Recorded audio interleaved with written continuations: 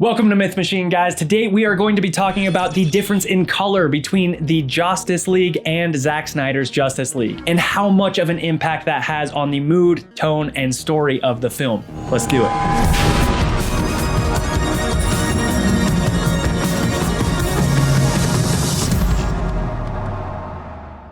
Color is a massively important tool that any filmmaker has in their arsenal to tell their story. It has a psychological effect on the viewer, and it can elicit certain emotions depending on what the color is. A warmer color palette can elicit happier, more positive emotions, whereas a colder tone may make it feel a little bit more moody, a little more melancholy. And while a lot of the colors that help tell the story are planned in pre-production and come into play through wardrobe or location, set design, and lighting, the color correction or the color grade also have a huge impact on the overall look and tone of a film. And there are three elements that kind of make up that color grade. It's hue, which is the actual color. So blue, red, green, whatever it may be, that is the hue. The second one is the saturation or the intensity of the color. You may see something that's extremely colorful, that's probably highly saturated. If it's black and white, it's been completely desaturated. So they're both on opposite ends of the spectrum. And the third element is brightness, which is just how light or dark the colors are. For example, you may have a really bright red or a really dark red. Same color, different brightness. Now, you'll notice just looking at this side-by-side comparison of the film that both of these color grades are doing completely different things. They're on opposite sides of the spectrum, where Joss Whedon's is very bright, saturated, there aren't a lot of shadows. Zack Snyder's, on the other hand, is very dark, uses very cool tones, and is very contrasty. And while neither one is objectively better than the other, both have beautiful shots, beautiful color grades,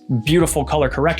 Because of the story that is being told, I think Zack Snyder's color grade lends itself to this story a lot more than Joss Whedon's does. You'll notice that Flash's suit is very oversaturated, very red. It pops. It looks like it's coming off of the page of a comic book. But because of that, it also kind of comes off as a little bit goofy when it's seen in the real world. And I think that's probably why Zack Snyder opted to desaturate those red tones a little bit. You'll notice that Zack Snyder's color grade uses a lot of analogous colors, or colors that are on basically the same side of the color wheel. There's not a lot of colors that clash. Whereas Joss Whedon's color grade is very, very bright, very oversaturated. It is very lively and exciting. It definitely grabs your eye, but it loses that dramatic, more serious tone that the darker images in Zack Snyder's convey. His color palette is very gritty and realistic, which tends to ground these larger than life high concepts about superheroes in spandex. When you're being asked to suspend your disbelief when you're watching characters run around at the speed of light or fly and save cats out of trees, it always helps to at least ground the story and some elements in reality. And I think Zack Snyder does that well with his color. Now, this is a really good example of two perfectly good color grades here. Joss Whedon's is very beautiful during that magic hour sunset. Almost looks like it was shot in summertime, but Zack Snyder's gives it a little bit more grit. It gives it a little bit more of an ominous feel. It's almost a color grade that you might see in a Jason Bourne movie, right? An action film or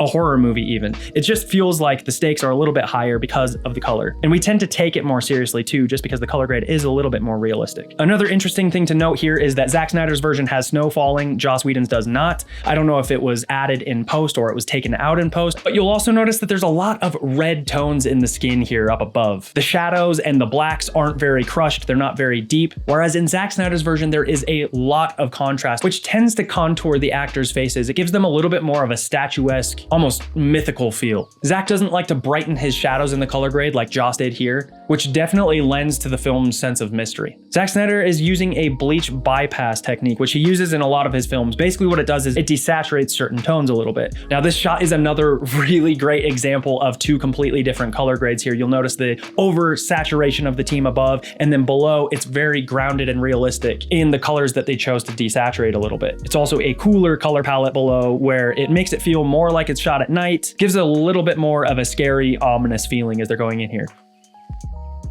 One other thing that I noticed, this isn't color, this is just a filmmaking technique. In post, they added some camera shake to Zack Snyder's version, just to give it a little bit more of a realistic feel as Batman flies away.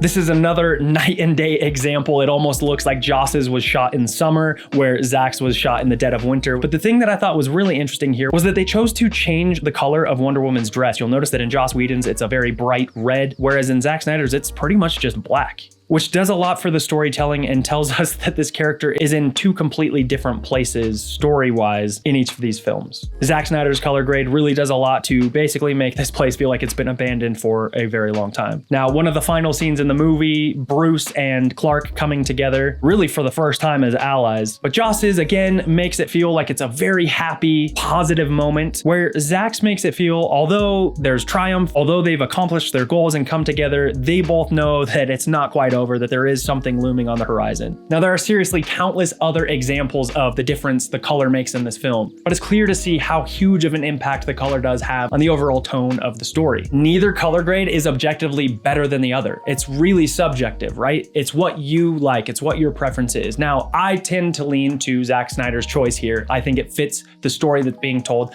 a lot better than Joss Whedon's. Both filmmakers decided whether one was right or one was wrong to go in completely different directions in terms of the way that they used color for visual storytelling here. Do you like the oversaturated, colorful brightness, or do you like the cold, dark, shadowy color palettes a little bit more? Let me know in the comments below. If you liked this video, please like and subscribe. It really does help the channel out so that I can keep making this content for you guys. Thank you so much for watching, and I'll see you around.